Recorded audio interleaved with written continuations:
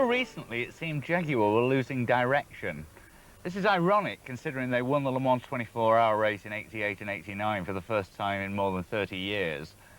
But their road cars, the big saloons, seem to be going softer and softer in a sort of Rolls-Royce kind of way. Now all that seems set for change with this car, the XJR, which is the fastest, the quickest, and perhaps most significantly the most powerful four-door saloon the company's ever produced. Now you take a look in here and it could only be a Jaguar. They're the only company I know that have the ability to weave such magic with the raw materials, their wood, their chrome metal, their leather, their Wilton carpets. But there's much more to the car than that. I've got instrumentation ahead of me that's brilliant, it's concise, it's clean, very, very legible. You can glance at it and it gives you the information you need. I've got a speed control system, I've got a switchable miles to kilometers per hour system, switchable track control. I've got everything I need on an odometer on the end here. At the stalk, I can flick between all sorts of information, from the miles we've covered, to the trip miles, to the amount of fuel I've used, to the amount of fuel I'm using at that instant. It's all here, all at the touch of a fingertip. If I do move my hands away, I've got an excellent air conditioning system. I've got one of the best stereo systems I've ever come across in a standard production car, custom built for the car by Harman Kardon. Basically, it's just so right. One of the things that I do like about the car particularly is the rearview mirror. Normally when you get a rearview mirror and a car coming up behind, you have to flick a switch and dim it and then flick it back again. This does it for you. It doesn't flick it, it actually polarizes the face of the glass and takes off the glare. A mention of glass brings me quite neatly to sunglasses, because up here is one of those, another little touch that shows how well thought through the car is. A little cubby for a pair of sunglasses, leather trimmed at that. The thing I like most of all about this car though is at the moment I've got lots of room to be able to swing my legs in and out of the car. I can get in and out with ease. As soon as I put the key in, the seat moves up, the wheel moves down, all to my natural position, and quite simply, I'm ready to roll.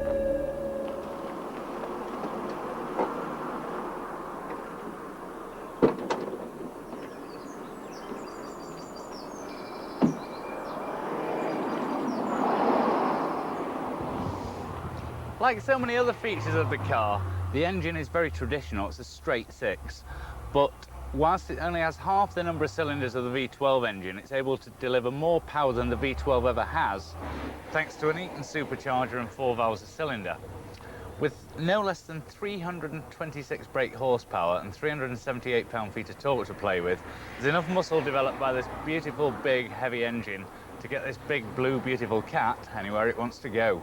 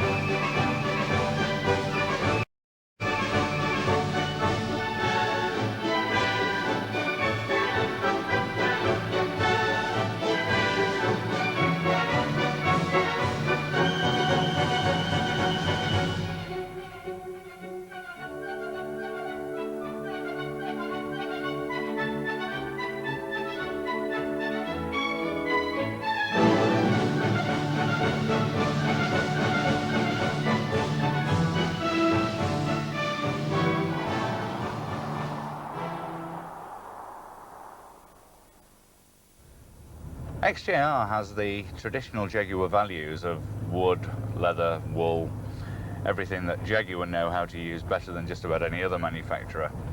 But whereas on the mainstream Jaguar range they've gone for figured walnut, here they've used this really attractive dark smoked maple finish, which they've even extended to the wood rim steering wheel. That's got leather where you need it and wood where it looks right.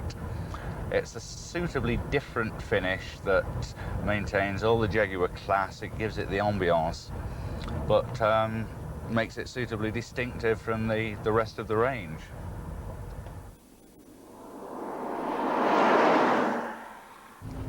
When this car arrived and it didn't have the 5-speed manual gearbox that I hoped, but instead had a 4-speed automatic, I must confess to being a little disappointed. I'm not a great fan of auto boxes, particularly on sports saloons.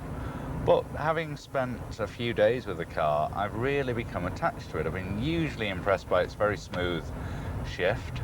I've got the option of sport or standard settings, and best still, I can use it as a clutchless manual with direct control over second, third and fourth, first kicking down. It's just been exceptionally good and suits the car surprisingly well.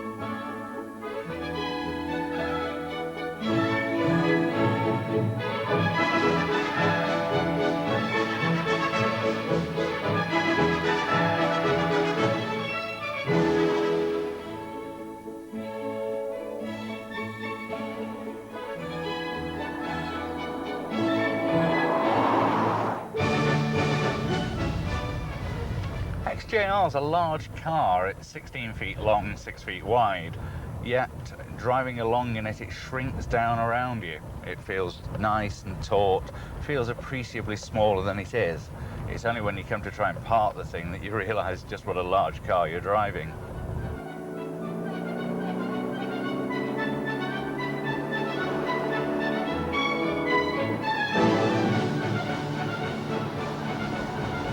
Striking the balance between ride and handling is always difficult, and Jaguar over the last few years have tended to favour ride quality at the expense of handling.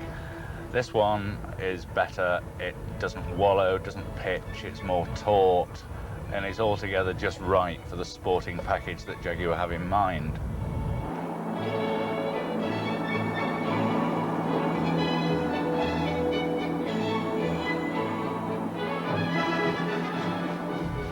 Even when the roads are rough, the Jaguar doesn't get deflected from its line. It simply goes where the driver wants it to. It doesn't pitch, doesn't get affected by potholes. It just keeps trekking straight.